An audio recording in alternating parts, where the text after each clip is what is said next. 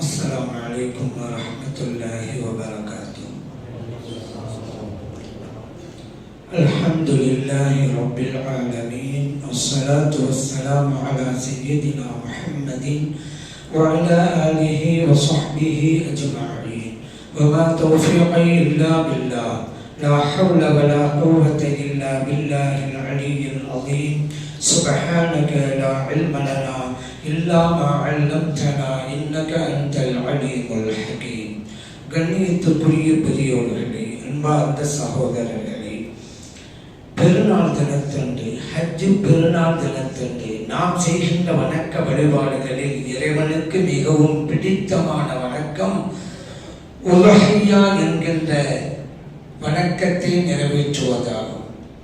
நபி ஸல்லல்லாஹு அலைஹி வஸல்லம் அவர்கள் கூறினார்கள், மா அமில இப்னு ஆதம் யௌமன் நஹர் அமலன் அஹப்ப இலல்லாஹ். அந்த பெருநாள் தினத்தன்று ஒருவர் செய்கின்ற வணக்க வழிபாடுகளில் இறைவனுக்கு மிகவும் பிடித்தமான வணக்கம் உலஹியா நிறைவேற்றுவதுதான் என்றார்கள். ஆகவேதான் ஒரு பிராணியை நீங்கள் உலஹியா கொடுக்கின்ற போது அந்த பிராணியிலிருந்து வெளிப்படுகின்ற முதலாவது ஒரு சொட்டு இரத்தம் மண்ணிலே விடுவதற்கு முன்பே இந்த குர்பான் என்கின்ற வணக்கம் இறைவனை போய் அடைந்து விடுகிறது என்றார்கள் நபிகள் நாயகம் ஸல்லல்லாஹு அலைஹி வஸல்லம் அவர்கள். திருமதியிலே பதிவு செய்யப்பட்ட ஹதீஸ். அந்த உலஹியாவை நாம் கொடுக்கின்ற போது எப்படி பங்கீடு செய்து கொடுப்பது என்றால் 3 பங்குகளாக. காரணம், இறைவன் குர்ஆனிலே சொன்னான், ஃபகுலு மின்ஹா வஅத்இமுல் கானிஅ வல் முஅத்தர். நீங்கள் கொடுக்கிற உலஹியா பிராணியுடைய மாமிசத்தை நீங்களும் உண்ணுங்கள், பிறருக்கும் கொடுங்கள். அந்த பிறர் உங்களிடம் கேட்க மாட்டாரே அவர். அல் கானிஅ என்றால் தன்னிறைவு பெற்றவர். அவர் பிறரிடம் கேட்க வேண்டிய அவசியமே இல்லை, அவருக்கும் கொடுங்கள். அதே போல அல் முஅத்தர், உங்களிடம் யாசகம் கேட்கிற ஏழை, அவருக்கும் கொடுங்கள். இப்படி 3ஆக இறைவன் பிரிக்கிறான். ஆகவேதான் நாம் 3 பங்குகளாக, ஒன்று நமக்கு, மற்றொன்று உறவினர்களுக்கு. உறவினர்கள் ஏழைகளாம் இருக்கலாம், செல்வந்தர்களாம் இருக்கலாம், செல்வந்தர்களுக்கும் கொடுக்கலாம் என்பதைத்தான் அல் கானிஅ என்கின்ற வார்த்தை அறிவிக்கிறது. அதே போன்று ஏழைகளுக்கு ஒரு பங்கு. இந்த 3 பங்குகளாக வைத்து கொடுக்க வேண்டும். இது ஒரு முறைதானே தவிர கட்டாயம் என்பது இல்லை. முன்பின்னாக கூட எடுத்துக்கொள்ளலாம். 3இல் 1 என்றால் கட்டாயமா நம் குடும்பத்துக்கு அதை எடுத்து ஆணுங்கிறது இல்லை. சின்ன குடும்பமா இருந்தா கொஞ்சமா எடுத்து தரலாம். இல்ல பெரிய குடும்பமா இருக்கு, 3ல் 1 தாங்கிறது, அங்க அதுவான எடுத்துக்கொள்ளலாம். ஒரு முறைக்காக. காரணம், உலஹியா என்கின்ற அந்த பிராணுடைய மாமிசம் பகிர்ந்தளிக்கப்பட வேண்டும், எல்லோரையும் போய் சேர வேண்டும் என்பதற்காகத்தான் இந்த முறை வகுக்கப்பட்டிருக்கிறது என்பதை நாம் அறிந்து கொள்வோம். ஆகவேதான் நாமும் உண்ண வேண்டும் என்று இறைவன் சொல்லிவிட்டதா, அது கூட கடமை கிடையாது. நீங்கள் உண்ணால் நல்லதுங்கிறதா, கட்டாயமா உரியா கறிய சாப்பிட்டு ஆகணும், ஏன் அல்லாஹ் ஃபகுலு சொல்லிவிட்டான் அப்படிங்கிறது இல்லை. உண்ணுவதற்கு உங்களுக்கு ஆகமானது என்ற வகையிலே தான் அல்லாஹ் இந்த சொல்லி காட்டினான்.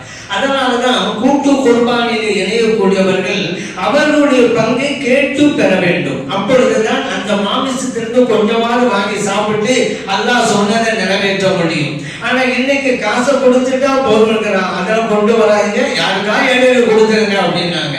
ஏன்னா அதை கொண்டு வந்துட்டா அதை பங்கீடு செய்வது உங்களுக்கு சிரமமா. ஏற்கனவே ஆடு கொடுத்தா அது சிரமங்கிறதுனாலதான் கூட்டு குர்பானி. அதிலும் கூட கொஞ்சம் நெஞ்ச சிரமம் எடுக்கக்கூடாது, யாருக்கா கொடுத்துருங்க அப்படிங்கிறாங்க. சரி, ஒரு சில பேர் கொண்டு வாங்கிறாங்க. கொண்டு வந்து தந்தா இவங்க கொஞ்சம் எடுத்து சாப்பிடுவது, காரணியர்கள் சொல்லிவிட்டாங்க, மற்றவர்களும் கொடுப்பது அப்படிங்கிறத ஃபாலோ பண்ணணும். ஆனா இன்னைக்கு இந்த கூட்டு குர்பானியை நிறைவேற்றுகிறார்கள் அல்லவா, நமக்கு ஏற்பாட்டாளர்கள் அதை கரெக்டா கொண்டு போய் கொடுக்கிறாங்களான்னு அது கேள்விக்குறியாகத்தான் இருக்கிறது.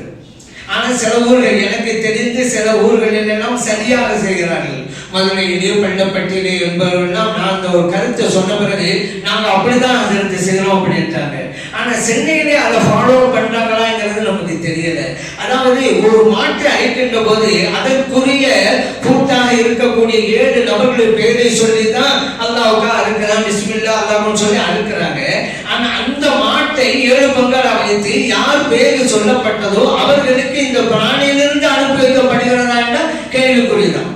7 பங்கு வச்சிருக்காங்க, ஒவ்வொரு ஆளுக்கு கொடுக்கறாங்க. இவர் பேர் சொல்லப்பட்டது ஒரு மாட்டிலாக இருக்கும், இவருக்கு போய் சேரக்கூடிய கறி இன்னொரு மாட்டின் கறியாகவும் இருக்கும். இது குற்றம் அல்ல. ஆனால் அந்த உதவியா கொடுப்பவர் ஒரு சுண்ணத்தை நிறைவேற்றுகின்ற பாக்கியத்தை இழந்து விடுகிறார். ஒருவர் உதவியா கொடுக்கிறார் என்றால் அதிலிருந்து உண்ணுவதுதானே சுண்ணத்து. இப்போ வேறு ஒருவர் கொடுத்த உதவியா கறியிலிருந்து சாப்பிடுறாரு, அவங்க அப்படிதான் போய் சேர்ந்துருச்சு. ஆனா அதனால ஒரு மாட்டை 7 பேர் சொன்னீங்கல்ல, அந்த மாட்டை 7 பகுதிகளாக பிரித்து 7 பேர் சொன்னீங்கல்ல, அந்த 7 பேருக்கும் இருக்குங்க, கரெக்டா கொண்டு போய் சேருங்க. அப்போதான் இந்த கூட்டிலே சேர்ந்தவர் நற்பலனை அடைய முடியும். அதை இந்த ஏற்பாட்டாளர்கள் கவனத்திலேயே கொள்ள வேண்டும்.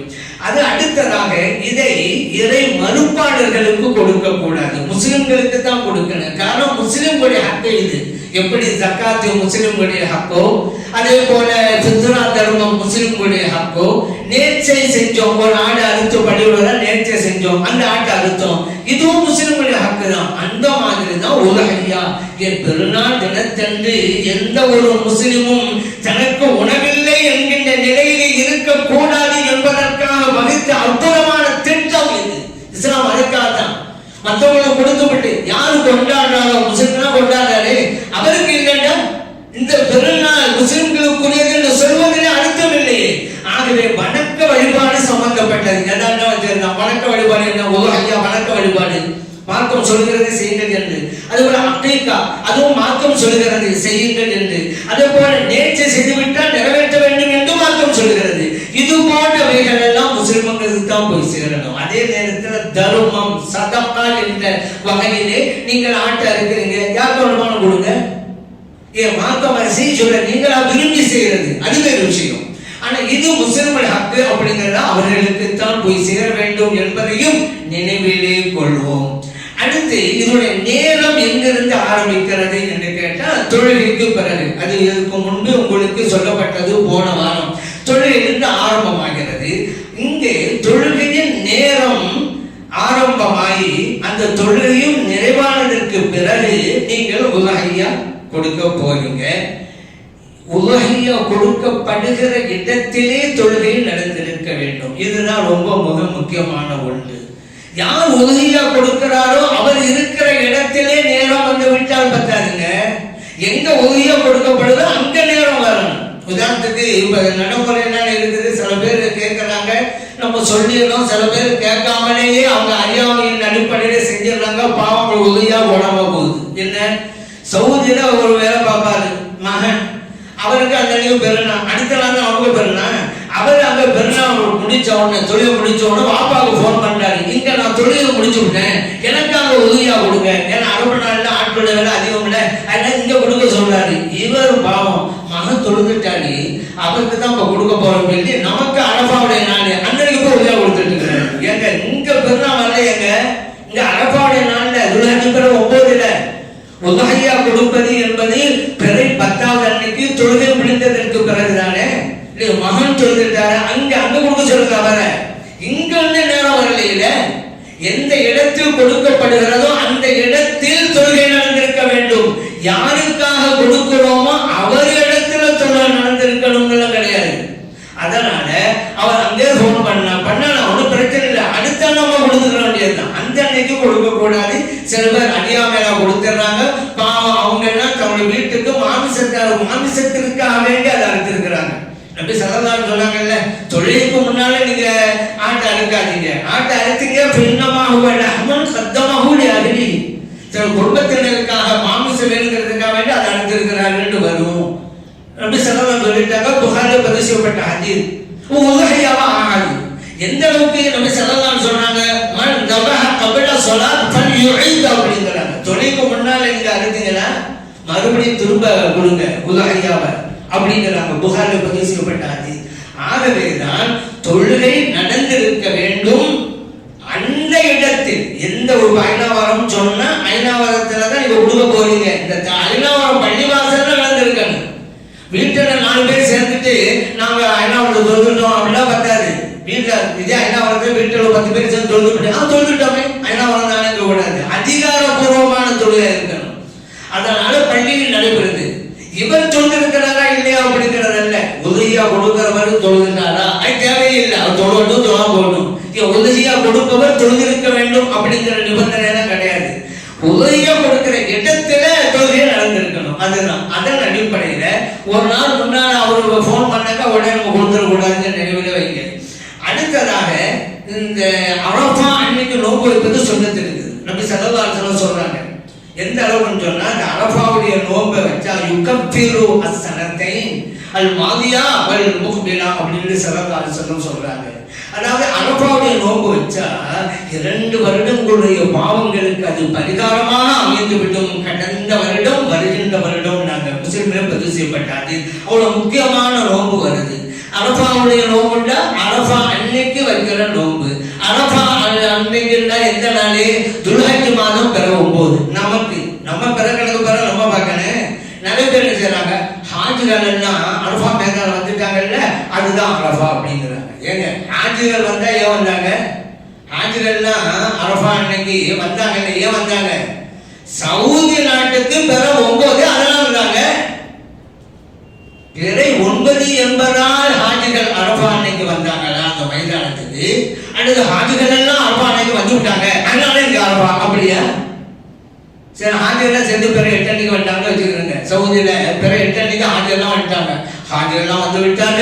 ஆகவே இன்னைக்கு அரஃபா சொல்லிங்களா? அரஃபா இல்லைங்க. ஏன்? பிற 8 அப்ப அதனால ஹாஜிகள் வருவது என்பதெல்லாம் அடையாளம். பிற 9ங்கிறது அடையாளம். பிற 9ங்கிறனால தான் ஹாஜிகள் வந்திருக்காங்க. நமக்கும் பிற 9 அன்னைக்கு தான் நம்ம அரஃபாவுடைய நாள் அந்த நோம்பையும் வைக்கணும். அதே அமைச்சுங்க. ஏன்னா சில பேருக்கு டிவியில பார்த்துக்கிட்டு அதுக்கு அங்கே உள்ளவங்களும் ஃபோன் பண்ணிக்கிட்டு ஆகியெல்லாம் ஃபோன் தானே நடந்துகிட்டு இருக்கு. என்ன இபாதத்தை செய்யறாங்க. ஒரு சில பேர் தான் பார்த்து எல்லாம் ஃபோன் தான் தவாப் செஞ்சுட்டே இருக்கும்போதே ஃபோன் பேசிக்கிட்டே தான் பண்றாங்க. இல்லைங்க, அழுது புலம்ப வேண்டிய அந்த இடத்திலே பேசி தொலைக்கிறார்களே புனிதமான நேரத்தை. எவ்வளவு பெரிய கொடுமை இது. அப்படியே வியாபாரம் ஷூட்டிங் பண்ணிக்கிட்டே வர நிறைய பேர். சரி, இந்த அரஃபா அன்னைக்கு நம்ம நோன்பு வைக்கிறோம் அல்லவா? பிறை 9. நமக்கு பிறை 9. இந்த போன் பேசிட்டு நாங்க 9 அரஃபா இந்த சில பேர் குழப்பறாங்க.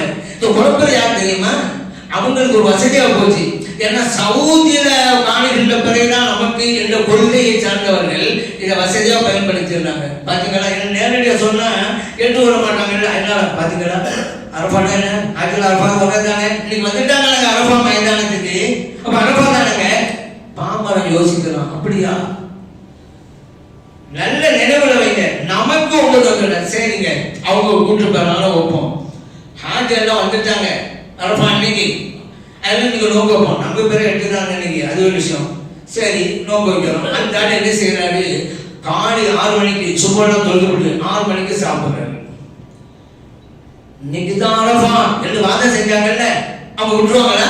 6 மணிக்கு சாப்பிட்டா காலையில் சுப்பு பிறகு சாப்பிடாதுங்க. இவர் சொல்றாரு, ஏங்க சவுதியில இன்னும் மணி 4 வரல. இல்ல 4 மணிக்கு தானே அவங்களுக்கு சாப்பிடுற நேரம் முடியும். இப்ப 6 மணி அவங்களுக்கு 4 மணி 3:30 தான். 6 மணிக்கு அவங்களுக்கு 3:30 மணிக்கு அவங்க சாப்பிடலாம்.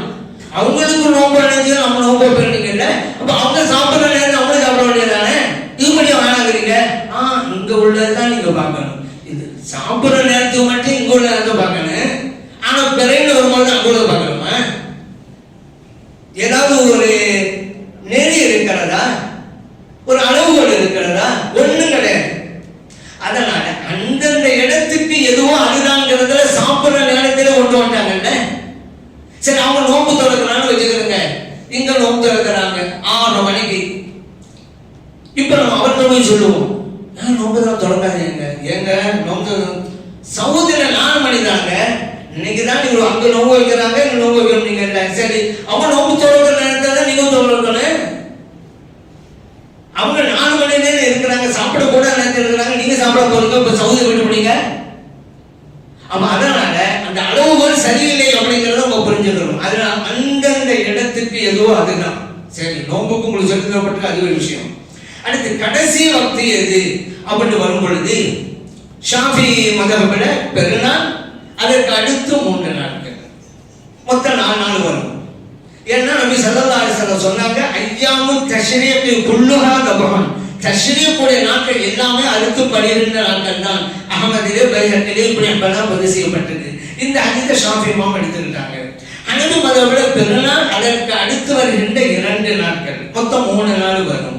இப்ராஹிம் ரலியல்லாஹு அன்ஹு அறிவிக்கிறாங்க, அல் அத்ஹா யௌமானி பஅத யௌமில் அத்ஹா. இந்த உதவியா கொடுக்கிறோமே அது பெருநாளுக்கு அடுத்து வருகிற 2 நாட்கள். இப்ப பெருநாளும் உண்டு, அதற்கு அடுத்து வருகிற 2 நாட்களும் உண்டு. மொத்தாவிலே பதிவு செய்யப்பட்டிருக்கிறது. இதன் அடிப்படையில் ஹனபி இமாம் சொல்றாங்க. இதுவரைக்கும் பண்ணி போயிட்டு இருக்கேன்னு வச்சுக்கிறோங்க, புதுசா ஒரு கருத்தை நுழைச்சிருக்கிறாங்க. ஏன்னா ஏதாவது ஒரு வகையில் பேசப்பட்டுக்கிட்டே இருக்கணும், அவ்வளவு மற்றவங்க நம்மளை பத்தி பேசணும் அப்படிங்கிறதுனாண்டி அது எல்லாம் ஒன்று சொல்லிக்கிட்டே இருக்கிறது. எந்த அளவுக்கு வந்துட்டாங்க அப்படின்னு சொன்னா, இந்த பெருநாளுக்கு அடுத்து 2 நாள் 3 நாள் அதெல்லாம் கிடையாது. பெருநாளுக்கு மட்டும்தான், பெருநாளுக்கு மட்டும்தான், அடுத்த நாளும் கிடையாது அப்படிங்கிற ஒரு புது தத்துவத்தை சொல்லி பறிச்சு விட்டு இருக்கிறாங்க. அப்படிலாம் கிடையாதுங்க. ஏன்னு கேட்டா இறைவன் குர்ஆன்ல சொல்றான், ஃபீ அய்யாமின் மஅலூமாத்தின் அலாமா ரஸகஹும் மின் பஹீமத்தில் அன்ஆம். குறிப்பிட்ட அறியப்பட்ட நாட்களிலே நீங்க உதஹியா கொடுங்க, குர்பான் கொடுங்கன்னு வச்சுக்கிறீங்க. உதயங்கிற வேணாம், இல்ல குர்பான் உதயங்கிற வார்த்தை அந்த வசனத்துல இல்லையில, குர்பான் கொடுங்க குறிப்பிட்ட நாட்கள். குறிப்பிட்ட நாட்கள்ங்கிறது பன்மை. பெருநாள் அன்னைக்கு மட்டும் சொன்னா எப்படி அது ஒருமையாச்சுல? யௌமின்ல சொன்னால யௌமின் மஅலூமின் அறியப்பட்ட நாள் அப்படின்னா, அய்யாமின் மஅலூமாத் அறியப்பட்ட நாட்கள் என்றார். நீங்க பெருநாளுக்கு மட்டும்தான் சொன்னா அப்ப குர்ஆன் வசனம் சரியா பொருந்தா போயிருமே. நாட்கள் வந்ததான் பெருநாள், அதற்கு அடுத்துகிற நாட்கள், அப்பதான் அய்யாம் மஅலூமாத் அல்லாஹ் சொன்னதிலே பொருந்தும். இப்ப என்னண்டா, இப்போ வசனத்தை வர்க்க முடியாதுல்ல, இருந்தாலும் அந்த கூட்டம் ஒரு விளக்கம் சொல்லுது, இது நம்ம உதவியா கொடுக்கறதுக்கு அல்ல. இந்த ஹாஜிமாரெல்லாம் போயிருக்கிறாங்கல்ல மக்காவுக்கு, அவங்க உதவியா கொடுப்பாங்கல்ல, அவங்களுக்கு தான் அப்படி பெருநாளைக்கும் கொடுக்கலாம், அதுக்கு அடுத்த சில நாட்கள் 3 நாட்கள் கொடுக்கலாம். அதுதான் அய்யாம் மஅலூமாத் சொன்னது ஹாஜிகளுக்கு. அங்கதான் நம்மை போன்றவர்களுக்கு அல்ல. ஏங்க இப்படி சொல்றீங்க? நம்ம கேட்டா அதுக்கு ஒரு விளக்கம். அல்லாஹ் இந்த வசனத்துக்கு முன்னால ஹஜ்ஜை பத்தி தானே சொல்றான். அதனால எதுவும் ஹஜ்ஜு சம்பந்தமானது வழங்க முடியாதா நமக்கு? அல்ல இதுக்கு முன்னாடி என்ன சொன்னோம், வார்தின் ஃபின்னாஸ் பில் ஹஜ்ஜி. இப்ராஹிம் அலைஹிஸ்ஸலாத்துக்கு அல்லாஹ் தஆலா சொன்னான், நீங்க மக்களுக்கு அழைப்பு கொடுங்க ஹஜ்ஜுக்கு, அப்படிதான் ஆரம்பிக்குது. அப்ப ஹஜ்ஜை பற்றி வரும்போது தானே ஃபி அய்யாமின் மஅலூமாத்ங்கிறான். அப்ப அதுவும் ஹஜ்ஜு சம்பந்தமானது தானே. நம்ம இங்க கொடுக்குற உதவியாக இது எப்படி நீங்க பொறுத்துறீங்க அப்படின்னு ஒரு சில செய்தி கேட்கிறாங்க. சரி, தொடர்ந்து வாங்க, அதையும் தொடர்ந்து வரணும்ல. அவங்க கேட்ட மாதிரி பொருந்ததாங்க நம்மளும் பார்க்கணும்ல. ஆனா ஹஜ்ஜுக்கு பொருந்தது அல்லாஹ் சொல்லிவிட்டா அது நமக்கும் அவங்களுக்கு மட்டும்தான், நமக்கு இல்லை அப்படிங்கிறாங்கல்ல. அங்கேயும் உடம்பட்டு போகுது. ஏன் தெரியுமா? இப்ராஹிம் அலைஹிஸ்ஸலாம் பார்த்து அல்லாஹ் சொன்னான், மக்களை கூப்பிடுங்க அப்படின்னு. அதுக்கு அடுத்து அல்லாஹ் சொன்னா, நீங்க கூப்பிட்டீங்களாக்கா எழுத்தூக்க லிஜானன், அவங்க எல்லாம் வருவாங்க, நீங்க ஹஜ்ஜி செய்து வருவாங்க, நடந்து வருவாங்க. வஅலா குல்லி ضامرின் ஏத்தீன மின் குல்லி ஃபஜ்ஜின் அமீகல், பல்வேறு பகுதியிலிருந்து மெலிந்த ஒற்றையிலும் வருவாங்க. அல்லாஹ் சொல்றான். அல்லாஹ் சொல்லிட்டு அது அப்படித்தான் சொன்னா, இதையும் அல்லாஹ் சொல்லிட்டாலும் அப்படியே பின்பற்றுங்க, நடந்து போங்க. அதான் அல்லாஹ் சொன்னது தானே. இல்ல அந்த நீங்க மட்டும் சொன்னது இல்லை, குர்ஆன் அந்த நீங்க மட்டும் இறங்கினதா? அந்த காலத்து மக்கள் மட்டும் இறங்கினதா? இல்ல காமத்து நாள் வரைக்கும் இறங்கினதா? காமத்து நாள் வரைக்கும் இறங்கினது தானங்க. வெளியில ஒட்டையில தான் போனீங்க, பிள்ளைல போறீங்க, அண்ணா சொல்லிட்டு அப்படியே செய்யணும். செய்யல அதே நினைக்க மாட்டேங்கிறீங்க. இங்க மட்டும் அல்லாஹ் ஹஜ் சம்பந்தமானதான் சொல்லியிருக்கிறான், அதனால அங்க உள்ளவங்க தான் நம்ம விளங்கணும் அப்படிங்கிறாங்க. சரி, அடுத்து அது தொடர்ந்து அல்லாஹ் பேசலாம். அதோடு நிப்பாட்டல. வல் புது வலி புள்ளி உம்மத்தின் ஜஅல்னா மன்சகன். அடுத்து நம்ம கொடுக்குற உதவியா பத்தி அல்லாஹ் பேசலாம். ஒவ்வொரு சமூகத்தினருக்கும் உதவியா கொடுக்கறத நம்ம மார்க்கம் ஆக்கணும். அவ்வளவு பெரிய உயர்ந்த வணக்கம் இது. உங்களுக்கு மட்டும் இல்லைங்க, முஹம்மதியா அவர்களே, உங்களுக்கு மட்டும் இல்ல, எல்லா சமூகத்திற்குமே நான் மார்க்கம் ஆக்கணும் அப்படின்னு அல்லாஹ் சொல்லலாம். அப்போ உதவியா பத்தி சொல்லிட்டானா? சரி, அடுத்து வாங்க. வல் புதுன ஜஅல்னாஹா லகும் மின் ஷஆயிரில்லாஹ். நீங்க உதவியா கொடுக்குறீங்கல்ல ஒட்டகம், புதுன அப்படின்னு சொன்னாக்கா கொளுத்ததுன்னு அர்த்தம். ஒட்டகத்தையும் எடுக்கும், மாட்டையும் எடுக்கும், ஆட்டையும் எடுக்கும். அல்லாஹ் பொதுவா புதுன, இதுக்கு பல விளக்கங்கள் இருக்கு. ஆனா அதை வெளிப்படையை பார்த்தா ஒட்டகம் தான். அல் பதனத்துன்னு சொன்னா ஒட்டகம் தான். சரி, எந்த அர்த்தமா இருந்தாலும் இதை இறைவனுடைய அடையாள சின்னமாக ஆக்கணுங்கிறான் அல்லாஹ். எதை ஒட்டகம். இப்ப நம்ம சொல்ல ஒரு ஆள் கேட்கிறாரு, அல்லாஹ் தஆலா உதயா சப்ஜெக்ட்ல தான் ஒட்டகத்தை இறைவனோட அடையாள சின்னங்கள் சொன்னா, அதனால ஹாஜிகள் எல்லாம் அங்க கொடுக்குறாங்களே அது இறைவன் அடையாள சின்னம் அல்ல. ஏன்னா உதயாவுக்கு பிறகுதான் என்ன சொல்லியிருக்கிறான், அங்க சொன்னது அங்கதான் சொன்னா, இங்க உள்ளது இங்கதான் நம்மளும் சொல்லலாம்ல. அடுத்து அல்லாஹ் சொல்றா பாருங்க, வகதாலிக சஹர்னாஹா லகும், இந்த பிராணிகளை எல்லாம் உதயா கொடுக்குறீங்கல்ல, அந்த பிராணிகளை உங்களுக்கு நாம் வசப்படுத்தி கொடுத்தோங்கிறான். எங்க உதயா சப்ஜெக்ட்ல. அதனால ஒரு ஆள் சொல்றாரு, நமக்கு வசப்படுத்தி தந்தது நம்ம உதயா கொடுக்குற பிராணிகளை தான். இந்த ஹஜ்ஜுக்கான அங்க கொடுக்குறாங்க அதல்ல. ஏங்க அப்படி சொல்றீங்க? அல்லாஹ் உதயா சம்பந்தப்பட்ட மேட்டரை தானே வசப்படுத்தி கொடுத்தோங்கிறான். ஆனா இங்கெல்லாம் பொருள் அங்க பொருந்தாது என்று சொன்னா நாம் சரியா இருப்போமா? அதே அதுக்கு இன்னும் தொடர்ந்து வாங்க, தொடர்ந்து பேசலாம். நீங்க உதவியா கொடுக்குறீங்களே, அதனுடைய இரத்தமோ மாமிசமோ இறைவனை போ அடைவதில்லை. அது உங்களிடம் இருக்கிற அந்த தக்குவா தான், எதை எச்சம் தான் அல்லாஹ்வை போய் சேருகிறது என்று அல்லாஹ் தலகுலா சொன்னான். ஒரு நாள் அங்கே வந்தாரு, அவர் என்ன சொல்றாரு, நீங்க உதவியா கொடுக்குறீங்கல்ல, அதுதான் அல்லாஹ்விட போய் சேராது, தக்குவா தான் போய் சேரும். ஏங்க ஆட்சிகள் அங்க கொடுக்க அதுகளை ஏன் இது உதயா பத்தி உள்ள மேட்டை சொல்லும் போது அல்லாஹ் அந்த வசனத்தை சொல்லி இருக்கிறான் என்று ஒருவர் சொன்னால் அது சரி எப்படி இருக்கலாம் இல்லையா, அல்லது மறுப்பு இருக்கலாம்? ஏங்க சம்மந்தம் எல்லாம் அறுப்பு சம்பந்தமா வருகிறது. இங்க உள்ளது அங்க பொருந்தும், அங்க உள்ளது இங்க பொருந்தும். இதை கூட விளக்க தெரியாத ஆய்வு என்றால் என்ன? அப்படி அப்படியே நான் சொல்லுவேன் அப்படின்னா அங்க பேர் ஆய்வா? ஆய்வுகளும் பொருத்தி பார்க்கணும், அங்க என்ன இருக்கு இங்க என்ன இருக்கு. அப்படியான ரெண்டையும் இணைத்தால் எப்படி, அதுதான் ஆய்வு. அங்க அப்படி வந்திருக்கு அதனால அதுதான். அப்ப இதோட அப்படி வந்திருக்கு அதனால உதவியாகத்தான் ஓய்வியெல்லாம். அப்ப இதுல என்ன புரியுது, ஏதாவது ஒரு சொல்லணுங்கிறதுக்காக தான் சொல்லியிருக்காங்க. சரி, இன்னும் இதோட உடல அடுத்து எதுக்கு பாருங்க. இப்போ இன்னொரு கேள்வி, யௌமுன் நஹ்ருக்கான 10வது நாள். யௌமுன் நஹ்ர் என்ன அர்த்தம்? அறுத்து பலியிடுற நாள். அப்ப அந்த அன்னைக்கு தான் அறுத்து பலியிடுறான. 2வது நாள் யௌமுன் நஹ்ருண்டா பேர் இருக்குது, அந்த அன்னைக்கு தானே இருக்குது. ஒரு தத்துவம் பேசுறாங்க. அடுத்து நம்முடைய ஒரு கேள்வியில இது அடிபட்டு போச்சு. என்ன தெரியுமா? உதவியா தானே. உதவியாக என்ன அர்த்தம்? துஹா நேரத்தில் நிறைவேற்றுவது. இப்ப என்ன செய்யுங்க? அப்ப அதனால யௌமுன் நஹர் பெருநாள் தினத்தன்று கூட காலையில தான் கொடுக்கணும், மாலையில கொடுக்க கூடாது. ஒரு ஆள் சொல்றாரு, ஏங்க உதவியா தானே இது பேரு, உதவியான அர்த்தம் துஹா நேரத்தை கொடுக்கறது தானே, நீங்க சாயங்காலம் கொடுத்தா அது துஹா நேரமா? அதனால 10 அன்னைக்கு காலையில மட்டும் தான் கொடுக்கணுங்கிறாரு. அவரு ஒரு ஆய்வு பண்றாரு. சரியாமா? இதெல்லாம் ஒரு விவாதமா யௌமுன் நஹர் பேர் வந்துருச்சு. சரி, அப்படி பார்த்தா அரஃபாவுடைய நாள் துல்ஹஜ் மாதம் பிறகு சொல்றோம்ல, ஹாஜிகள் அங்க போறாங்க. வஹாபியர்களுக்கு இது ஒரு கேள்வி, நம்ம ஒரு கேள்வியை வைக்கணும். அரஃபா அன்னைக்கு பகல்ல தங்குவாங்க ஹாஜிகள். ஒரு ஹாஜி பகல்ல தங்கல, நைட்ல தான் போய் தங்கல. அதான் பிடிச்ச பெருநாள்.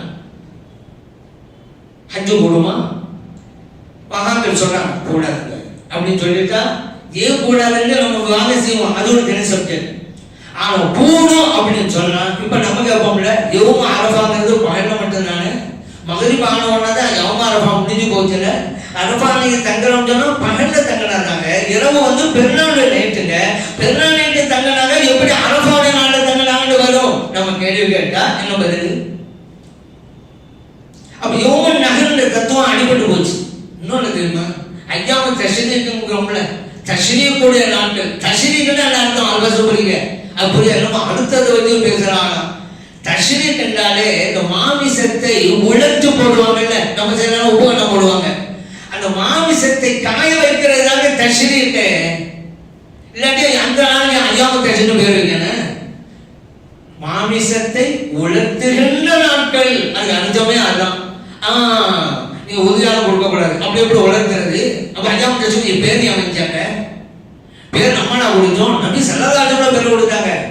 ஐயாமு தஷ்ரீகி குல்லஹா தபஹன் அப்படின்னாங்க. ஐயாமு தஷ்ரீகி ஐயாமு அக்லின் வ ஷுர்பின்னாங்க. இந்த தஷ்ரீகுடைய நாள் இருக்குதுல, தஷ்ரீகுல் நாள் சொன்னா 11, 12, 13 நம்ம தக்பீர்ல சொல்றோம்ல, அந்த நாள் தான். அது சாப்பிடுகின்ற நாட்கள், அருந்துகின்ற நாட்கள் அப்படின்னாங்க. முஸ்லிம்களே பதிவு செய்யப்பட்டாது. அவங்களெல்லாம் பெருநாளை கொண்டாடுங்கன்னு அர்த்தம். இப்போ 3 நாளைக்கு அடுத்து 3 நாளைக்கு அதை அடுத்தாதாங்க நம்ம பெருநாள். அதை அறுக்கக்கூடாது. அப்ப எங்க நம்ம பெருநாள்? சகலாட்சம் சொல்றாங்க அது பெருநாள். நோன்பு வைக்க கூட தடை செஞ்சிருக்காங்கல்ல. பெருநாளைக்கு அடுத்து 3 நாள் வருது, தஷ்ரீக் நாள். நோன்பு வைக்க வேணாம்னாங்க. பெருநாள்ங்கிறதுனால சாப்பிடணும். அருந்தின நாட்கள் குர்பானி உதயானம் கொடுத்தா தானே சாப்பிட முடியும். இல்லை மகா பேருந்து சொல்லுவாங்க, இல்லை இந்த பெருநாளைக்கு கொடுத்தீங்கல்ல அது 3 நாளைக்கு சாப்பிட்டுட்டே இருக்கு அப்படின்னுங்கிறாங்கல்ல. சரி, பெருநாளைக்கு உதயா கொடுத்தோம் எல்லாரும் கொடுத்து முடிச்சிருந்தாரு, அவரு சாப்பிட்டாரு இல்லை. அப்ப இந்த 3 நாட்கள் என்ன செய்வார் அவரு? சலதான் சொல்லிட்டாங்கல்ல, உண்ணுகின்ற நாட்கள், அருந்துகின்ற நாட்கள். பெருநாளை கொடுத்து அப்படியே முடிஞ்சிட்டா அருந்துகின்ற நாட்கள் நடக்கிறப்போ உண்ணுகின்ற நாட்கள் இல்லை. அப்ப எப்ப செலவாக சொல்றது பொருங்க, நீங்க உதகையை அந்த 3 நாட்களில் கொடுத்தால்தான் பொருது. எவ்வளவு தெளிவாக இருக்கிறது. ஐயாம மாலுமாத்து ஹஜ்ஜுக்குன்னு இருக்குதான். அப்ப இந்த ஹஜ்ஜெல்லாம் என்ன செய்யறது? சரி, நபி ஸல்லல்லாஹு அலைஹி வஸல்லம் ஐயாம தஷ்ரீக் குல்லுஹா குர்ஆன், தஷ்ரீக்குடைய எல்லா நாட்களும் அறுத்து பலியிடுகிற நாட்கள் அமரில் இருக்குதுல. நீங்க வானாங்கிறீங்க, ஒரு பதில் வச்சிருப்பாங்க இருக்குது. அது ஐப்பான ஹதீஸ். ரொம்ப கைப்பான அஞ்சதியெல்லாம் பின்பற்றது இல்லை வாழ்க்கையில அப்படின்னு நினைச்சிட்டு இருக்காங்க. அன்றாட தொழுகையில நெஞ்சில மேல கை கட்டுறாங்க. பக்கா பலவீனமான அஞ்சதுங்க. எத்தனை சொல்லிட்டோம், பலவீனமான அஜீத்தை வச்சுக்கிட்டு நீங்க நெஞ்சில கை கட்டுறீங்க. பலவீனமான அஜீத் சொல்றது உங்களுக்கு என்ன இருக்கு? தார்மீக உரிமை கிடையாது. டெய்லி கை கொட்டுவாங்க. கைப்பான நீங்க வேண்டாம் சைன் நிரூபிச்சிருங்க. லட்சம் பரிசு அடிச்சு பல வருஷம் ஆகி போச்சு, இன்னும் யாரும் முன்னு வரல. அப்ப அப்படி இருக்கும்போது நீங்க பலவான வச்சு அமல் செஞ்சுட்டு இருக்கும் போது மற்றவங்க செஞ்சா அது பலவீனம் தட்டுறதுக்கு செய்கிற வழிகள். அதனால நபி ஸல்லல்லாஹு அலைஹி வஸல்லம் அவர்கள் சொன்னதன் பிரகாரம் நம்ம செய்யணுங்கிறது. அடுத்ததாக இறந்து போனவர்களுக்கு நம்ம கொடுக்கலாமா? சர்வே கேட்கிறாங்க. கொடுக்கலாம், எந்த போனவரும் கொடுக்கலாம். காரணம் என்ன? அலி ரலியல்லாஹு அன்ஹு 2 ஆடுகளை கொடுப்பாங்க ஒவ்வொரு வருஷமும். ஹனஷ் ரலியல்லாஹு அன்ஹு இவங்க தாபியீ, அனஸ் அல்ல ஹனஷ். இவங்க கேட்கிறாங்க அலி ரலியல்லாஹு அன்ஹு, எல்லாரும் ஒன்று தான் கொடுக்குறாங்க, நீ ஒன்று 2 கொடுக்குறீங்க, என்ன விஷயம்? அவங்க சொன்னாங்க, ஒன்று எனக்கு கொடுக்குறேன், அவுசானி ரசூலுல்லாஹி ஸல்லல்லாஹு அலைஹி வஸல்லம், இன்னொன்று தூதர் ஸல்லல்லாஹு அலைஹி வஸல்லம் அவர்கள் என்னிடம் வசியத்து செய்தார்கள், அன் உலஹிய அன்ஹு, அவர்களுக்கு நான் உலஹியா கொடுக்க வேண்டும் என்று திருமிதியிலே அபூதாவுதில் பதிவு செய்யப்பட்ட ஹதீஸ்.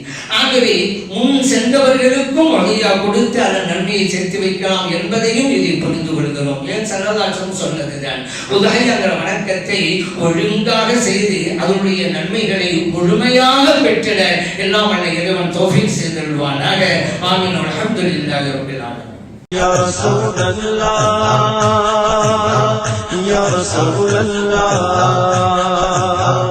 யா ஹபீபல்லாஹ், யா ஹபீபல்லாஹ்.